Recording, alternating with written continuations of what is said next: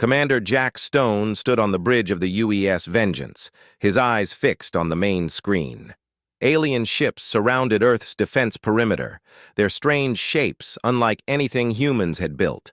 Some looked like giant silver discs, others like spiky balls of metal.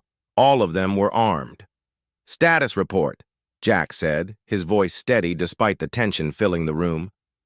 53 alien vessels in formation, sir," replied Officer Tom Cooper from his station. "Their weapons are hot, but not targeting yet." Jack nodded. 6 months ago, humanity had made first contact with the Galactic Council, a union of 23 alien species that controlled most of the known galaxy. At first, things had gone well. The aliens seemed friendly, curious about Earth and its people. Trade talks began. Cultural exchanges were planned. Then the Council discovered what humans were. Deathworlders, they called us. Dangerous creatures. Evolved on a harsh, deadly planet that made us unnaturally tough and aggressive by galactic standards. What humans considered normal, our strength, our endurance, our ability to recover from injury, terrified them. "Message from Admiral West." "Sir," said Communications Officer Ellie Reed. Her red hair was pulled back in a tight bun, her face pale but determined. "The Council's defense ministers are still refusing our calls." Jack's jaw tightened. 2 weeks ago, the Council's Department of Defense had launched a surprise attack on the Mars colony. No warning, no demands, just death raining from the sky. 3,000 civilians killed in minutes. "They're afraid of us," said weapons specialist Marcus Bell, a tall man with dark skin and steady hands.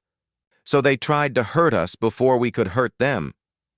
And now," Jack said quietly, "they'll learn why that was a mistake." The Vengeance was Earth's newest and most advanced warship, built in secret even during the supposedly friendly first contact period. Humanity had learned caution through its own bloody history.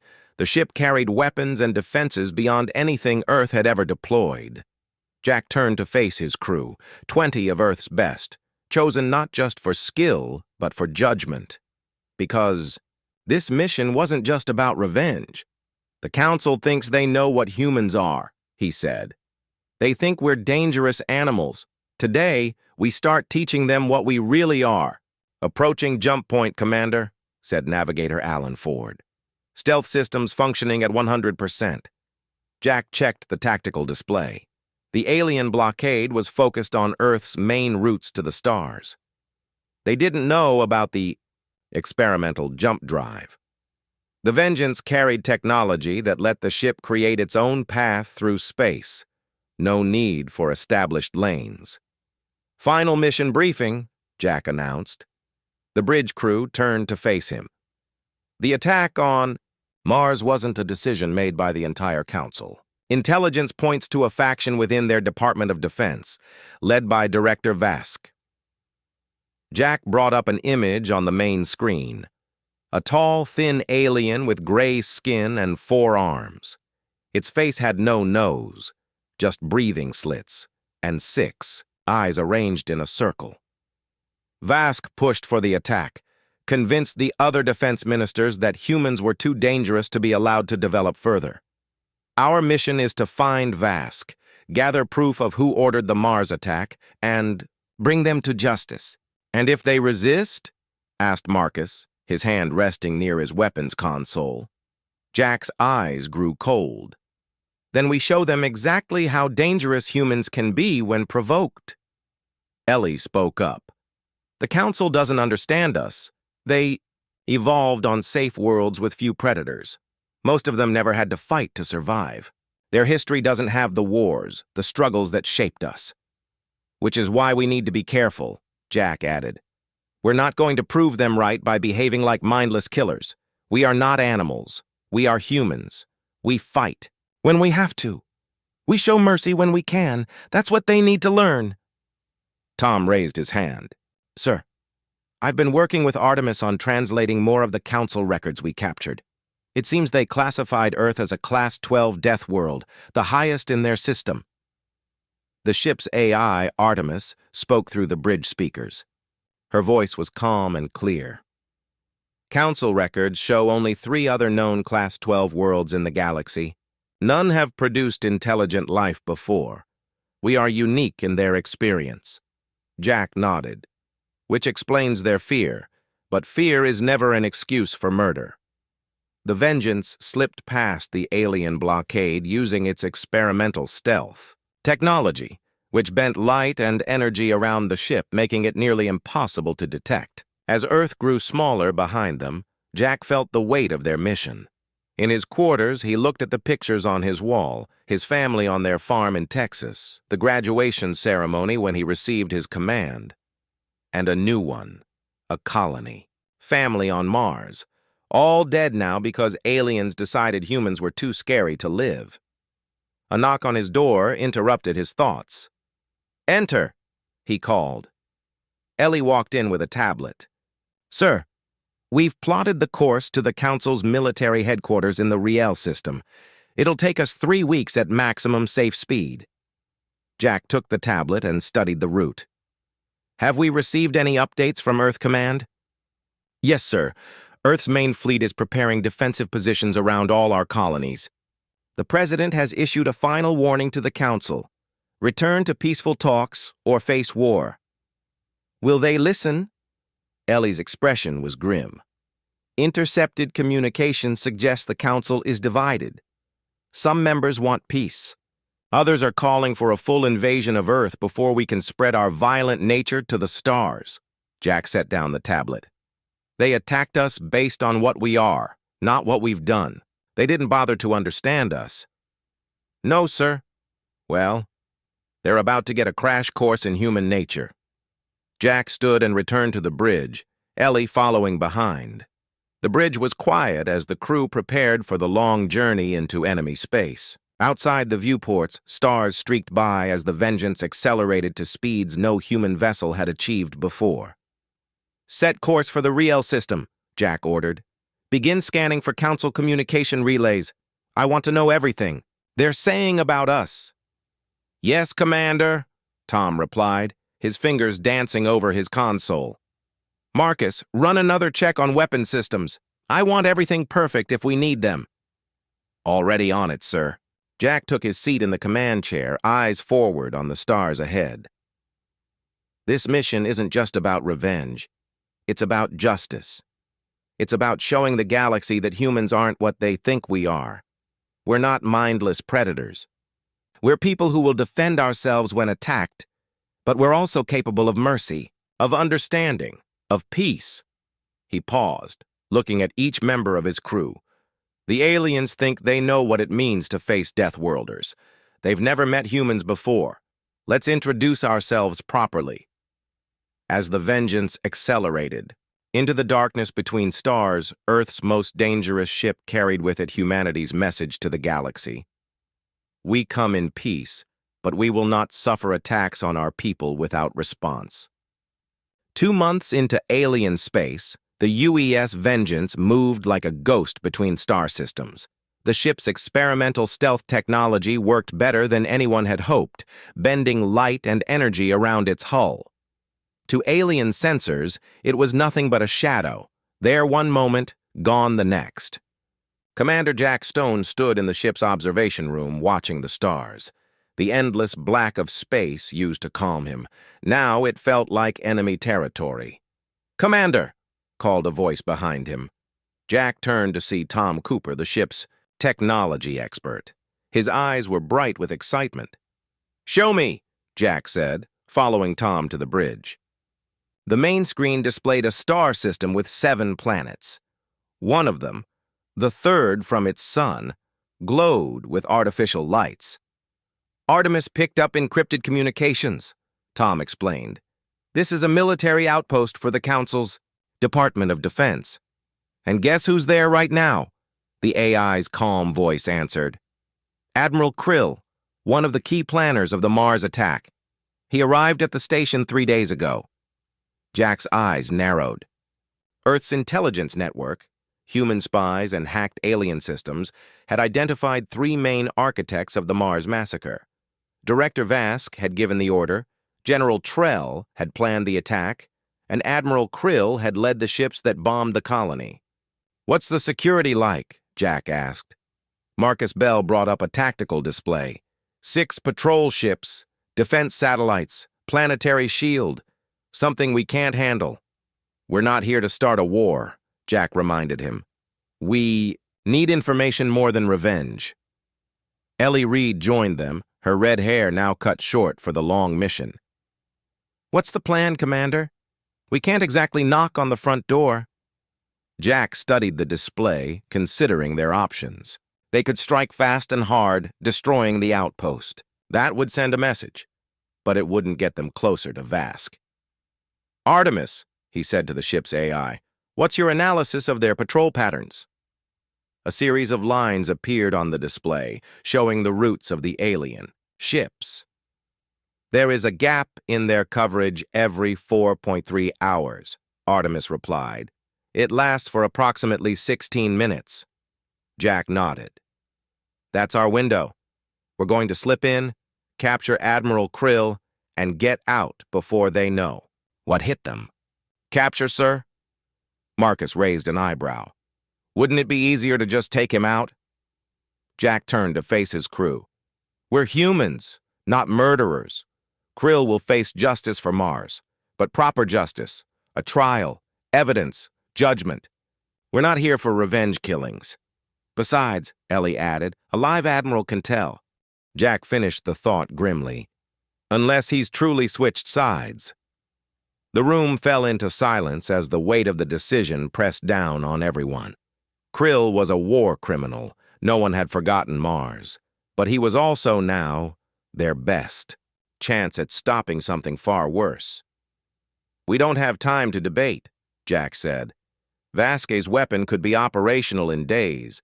If we wait too long, Earth becomes a memory." Tom leaned forward. "I can set up a communications filter.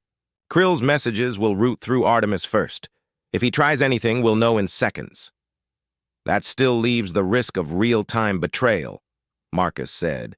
"He gets on board that station, surrounded by his own kind, and suddenly, we're the ones in the trap." Ellie studied the screen, then looked up. "Then we don't give him full freedom. We fit him with a neural limiter, temporary enough to restrict hostile action without disabling his mind." Jack nodded slowly. "Make it happen. He's either going to be the reason Earth survives, or proof the Council was right to fear us." 3 days later, the Vengeance, painted with the insignia of a captured human vessel, approached the central military station orbiting the red giant star Arcturus. Aboard, Admiral Krill stood in full uniform, flanked by Jack and Ellie. Behind them, hidden in secure compartments, the rest of the crew prepared for rapid infiltration. "Signal the station," Jack ordered. Krill nodded once and turned to the console. "This is Admiral Krill of the Outer Defense Council. I have captured the human warship Vengeance and its crew, preparing for boarding." The reply came instantly. "Admiral Krill, your return is unexpected but welcome. Proceed to Docking Bay 3. Defense systems are standing down." As the Vengeance slipped into the station's shadow, Jack met Krill's gaze. "This is it." Krill's 6 eyes blinked, in unison. "Then let's see if redemption is stronger than fear." Humans resisted capture but were subdued. Their leader, Jack Rourke, is of particular interest to Director Vask. The guards glanced at each other, uncertain, but none challenged Krill's authority. The Admiral's tone was commanding, his posture rigid, every movement rehearsed to project confidence. The deception was working, at least for now. Jack, Ellie, and Marcus kept their eyes down, playing the role of defeated prisoners, though their muscles remained taut, ready. Krill continued speaking in his native tongue, leading the way deeper into the station's gleaming corridors. Above them, cameras tracked their every move, and around every corner loomed the possibility of betrayal. Back aboard the Vengeance, Tom and his team moved fast. As soon as the docking clamps sealed, he jacked into the station's maintenance. Network via an unauthorized access point Krill had flagged. Artemis, monitoring in silence, deployed countermeasures to mask their digital footprints. "We're in," Tom whispered. "Initiating sensor blackout in 30 seconds. Inside the station, the halls became more opulent. Decorative panels, polished walls, and engraved symbols of council authority. Vask was making a statement. Power, prestige, untouchability. Krill led them to a wide chamber where armored guards lined the walls. At the center stood Director Vask. He was tall for his species, with slate-gray skin and ceremonial armor that shimmered faintly with embedded tech. His expression twisted into a sneer when he saw the prisoners. "Jack Rourke, we meet at last." Jack raised his eyes but said nothing. Let Vask talk. Let him believe he was in control. "You cost us much," Vask continued. "Mars, the supply convoys, the outer colonies. You've made the council bleed. But that ends now." Krill stepped forward. "As requested, I bring the humans to you, Director. They are armed only with arrogance." Vask gave a sharp, barking laugh. "And you, Krill. I never expected betrayal from you, but even snakes can serve their purpose." He gestured, and guards advanced to seize the humans. Jack gave a subtle nod. In a blur of motion, the hidden restraints snapped open. Marcus surged forward, taking down one guard with a precise strike. Ellie spun, elbowing another in the throat, grabbing his weapon before he hit the floor. Jack ducked low and drew a concealed blade from his boot, slicing through the final guard before they could raise an alarm. Chaos erupted. Outside, Tom triggered the sensor blackout. Lights flickered across the station, communications scrambled, alarms blared, then abruptly cut off. Artemis flooded the network with false diagnostics, buying them precious time. Back in the chamber, Krill moved with deadly grace, slamming two of Vasquez's guards into the walls before they could recover. "You lied to me!" Vask screamed, backing away. "No," Krill said coldly. "I finally saw the truth." Jack stepped toward Vask, weapon drawn. "You're under arrest for war crimes against humanity and for betrayal of your own people." Vask snarled. "You think Earth will survive what I've built? Even if you kill me, it's too late." "Then we'll make sure it never leaves this station," Jack replied. From his belt, he triggered the uplink. "Tom, confirm data retrieval." "We have the weapon specs, communications logs, everything," Tom answered. "Transmitting? To Earth now." Jack turned to Krill. "We need to get to Arm 7. Destroy that weapon before reinforcements arrive." Krill nodded grimly. "This way." Behind them, Vask collapsed, stunned by a blast from Ellie's sidearm. The war wasn't over, but the tide had turned. "Human commander and his officers. Take care. They're stronger than they look," one of the guards warned, surrounding them with weapons at the ready. Another stepped forward, clearly the leader. "Admiral Director Vask awaits you in security. Chamber 12. He is most interested in these specimens." "Of course," Krill replied calmly. "Lead the way." As they moved through the station's corridors, Jack observed everything. The ceilings were higher than those on human ships, likely to accommodate the taller council species. The walls were made of a pale blue metal that seemed to absorb sound. Signs of military readiness were everywhere. Weapon stations, security, checkpoints, squads of troops standing in formation. "This place is a fortress," Ellie whispered. "Stay focused," Jack said quietly. "Tom should be in their systems by now." They were led into a large room centered around a long table. At the far end stood Director Vask, tall, thin, with gray skin and 6 eyes arranged in a circle. He wore an ornate uniform marked with symbols Jack didn't recognize. "Admiral Krill," Vask said, his voice higher-pitched than Jack expected. "You have done well to capture these humans." "Thank you, Director," Krill replied with a small bow. It was enlightening to interact with them directly. Something in Krill's tone made Vask tilt his head. "Enlightening? How so?" "They are not what we believed," Krill said. I discovered they are dangerous Deathworlders who must be contained. Vask waved a hand dismissively. Yes, we all know this. He turned to Jack, his expression sharpening. Tell me, human commander, how does it feel to be caught by a superior species? Jack met the alien's gaze without flinching. I don't see any superior species here, just someone who attacked innocent civilians out of fear. Vask's breathing slits flared. Not fear, wisdom, preemptive action against an inevitable threat. He gestured to a guard. Bring up the displays. Screens around the room lit up with images of Earth, violent storms, erupting volcanoes, deadly predators, the same propaganda they'd seen before. Your world created you to be killers, Vaska said. Earth shaped you for violence. Its gravity made you strong.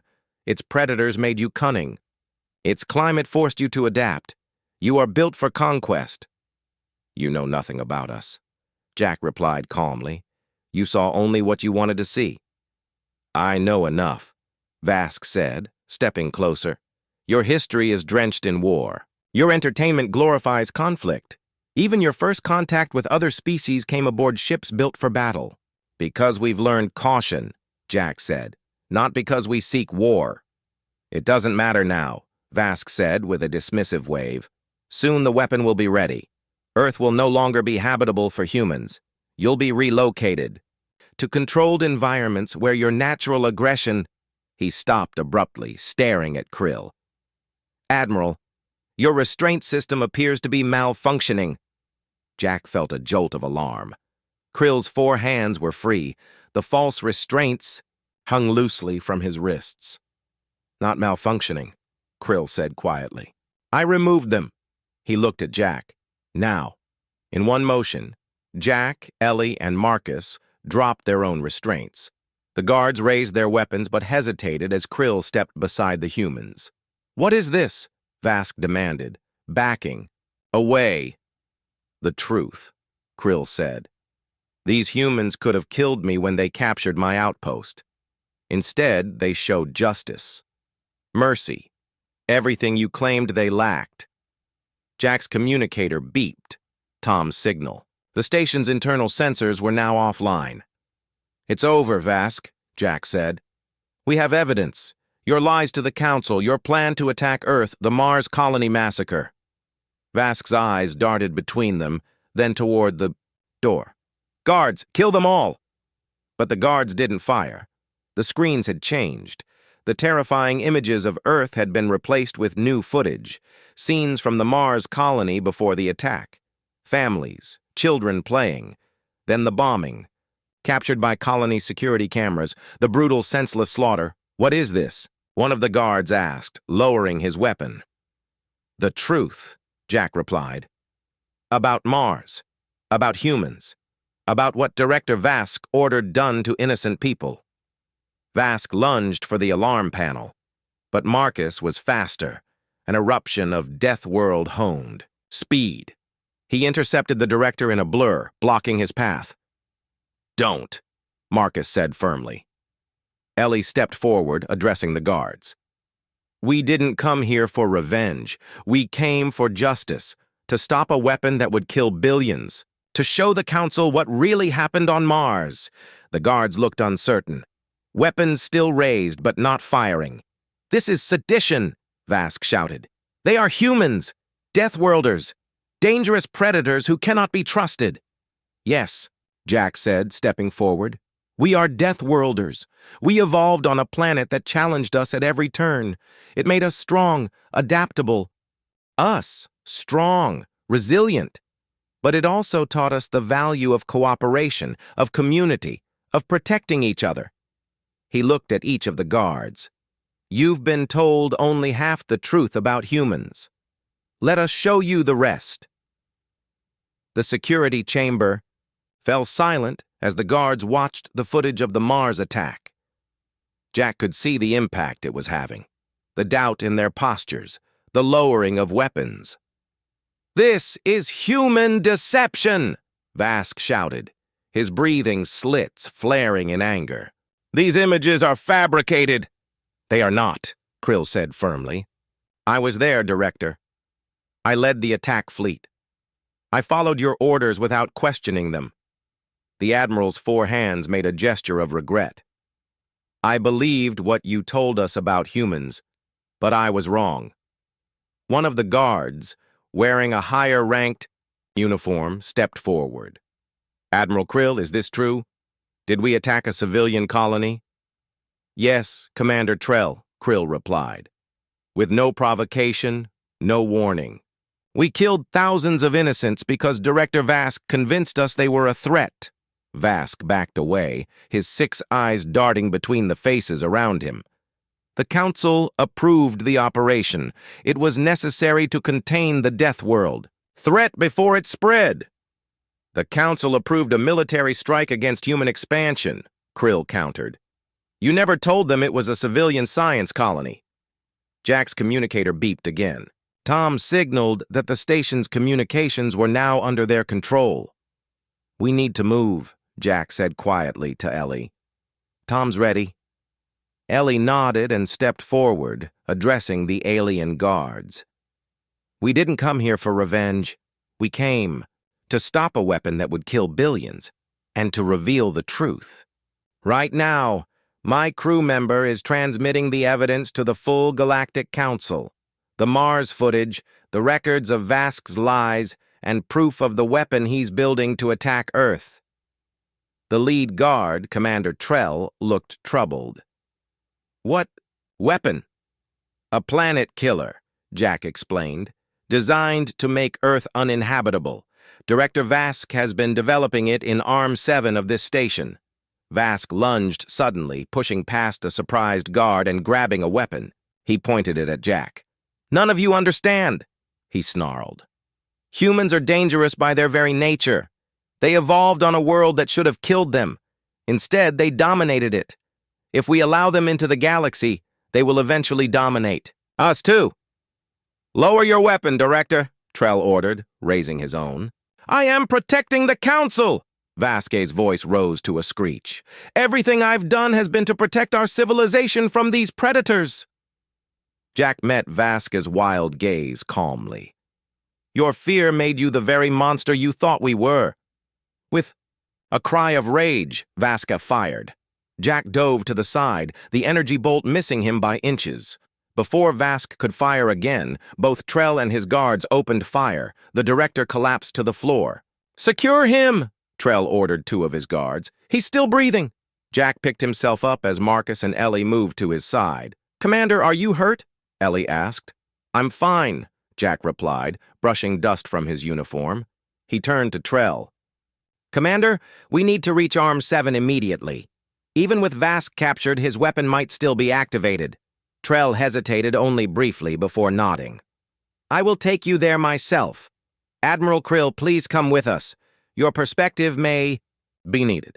The group moved quickly through the station corridors, now accompanied by Trell and several guards who had chosen to help them. Jack's communicator stayed connected to Tom, who guided them using the schematics they had downloaded. The weapon. Control center is ahead, Tom's voice reported. But there's a problem. I'm detecting energy buildup. Someone's initiated the launch sequence. Vask must have loyal officers carrying out his plan, Krill said grimly. They reached a sealed door marked with warning symbols. Trell placed his hand on a scanner, and the door slid open to reveal a large chamber filled with complex equipment. Alien technicians worked at various stations, and in the center was a massive cylindrical device, pulsing with blue energy. Stop what you're doing, Trell commanded. By order of Central Command. One of the technicians, clearly senior to the others, turned in surprise. Commander Trell? What is happening? Why are there humans here? The mission has been compromised, Trell replied. Director Vask has been detained for questioning. Shut down the weapon immediately. The lead technician looked uncertain. We've already started the launch sequence. Director Vasky said it cannot be aborted for any reason. That's not true. Krill stepped forward. Every weapon has emergency shutdown. Protocols. Activate them now.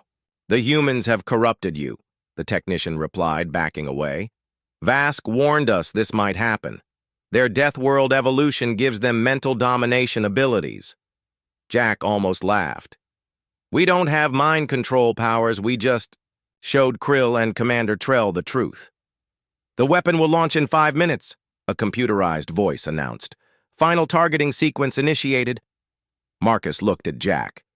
We don't have time to argue with them. Plan B? Jack nodded. Plan B. He turned to Trell. Commander, we need to destroy this weapon now. It will kill billions of innocent people on Earth. Trell seemed to struggle internally before making his decision. What do you need? Clear the room of personnel, Jack replied. We'll handle the rest. Trell turned to his guards. Remove all technicians immediately. This is a direct order. Despite protests, the guards began escorting the technicians out. Some left willingly, others had to be physically guided. Once the room was clear, Jack turned to his team. Marcus, place the charges. Ellie, help me access the control system. Maybe we can still abort the launch. They moved quickly, Marcus attaching small explosives to key points on the weapon, while Ellie and Jack worked at the alien control panel. 2 minutes to launch, the computer announced. The system's locked. Down, Ellie said in frustration. I can't override it.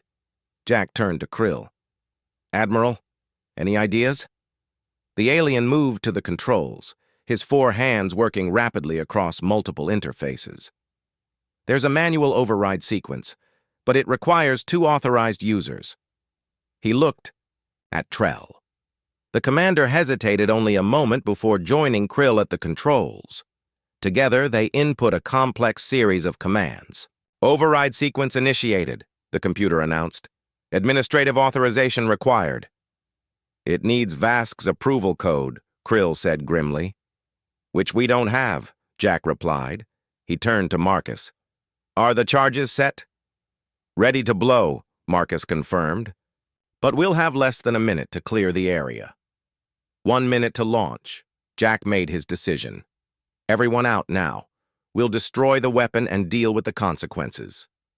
As they turned to leave, the doors slid open. A group of aliens entered, not guards, but what appeared to be civilian officials in formal attire. Stop, called the lead figure, a tall alien with purple skin. I am Counselor Wren, head of the Galactic Council. This action is now under Council jurisdiction. Jack tensed, prepared for a fight, but Krill stepped forward. Counselor, the weapon is about to launch. It will destroy all life on Earth. We must stop it! Wren moved to the control panel, examining it quickly. The security protocols require Director Vasquez's code. The counselor pulled out a small device. Fortunately, as head of the council, I can override any military command. With swift movements, Wren input a series of commands. Launch sequence aborted, the computer announced. Weapon systems powering down. The blue energy pulsing through the cylinder faded, and the hum of power died away.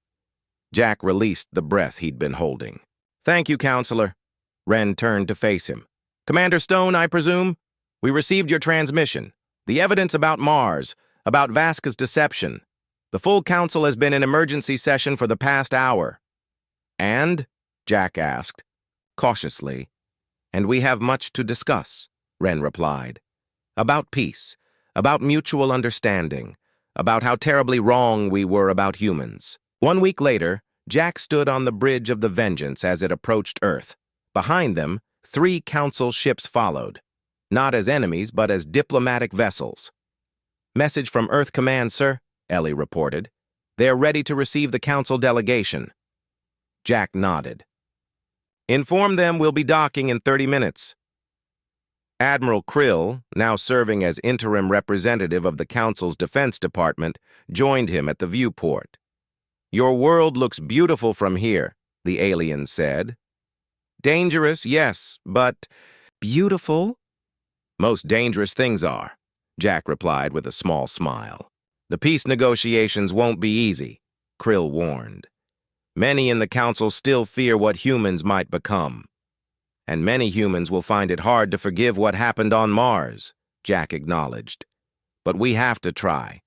The alternative is War, and neither of our civilizations wants that. You know, Krill said thoughtfully, Vask was right about one thing. Humans are shaped by their death world. It made you strong, resilient, adaptable. He turned his 6 eyes to Jack. But he missed what else it taught you. How to cooperate, how to show compassion, how to offer mercy even when it would be easier not to. Jack looked out at the blue planet growing larger in the viewport, his dangerous, beautiful home. That's the real lesson of Earth, he said. Survival isn't just about being the strongest. It's about knowing when to fight and when to make peace. He turned to face Krill. It's about justice, not revenge. As the vengeance brought them home, Jack thought about how far they had come. They had set out to find those responsible for the Mars attack, to deliver a message that humans would